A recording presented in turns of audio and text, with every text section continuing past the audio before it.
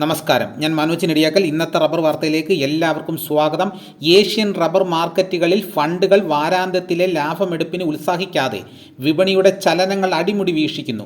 പ്രമുഖ എക്സ്ചേഞ്ചുകളിൽ അവധി നിരക്കുകൾ നേരിയ റേഞ്ചിൽ നീങ്ങുമ്പോഴും ചെറിയൊരു ഉണർവിന് അവസരം ലഭിക്കുമെന്ന പ്രതീക്ഷയിലാണ് നിക്ഷേപകർ.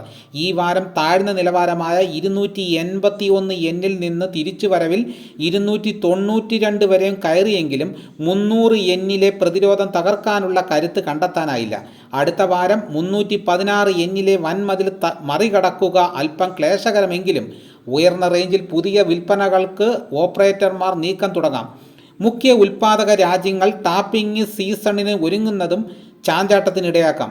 ക്രൂഡ് ഓയിലിന് നേരിടുന്ന തളർച്ച കൃത്രിമ റബ്ബർ വിലയിൽ പ്രതിഫലിക്കുമെന്ന നിഗമനത്തിലാണ് രാജ്യാന്തര വ്യവസായികൾ.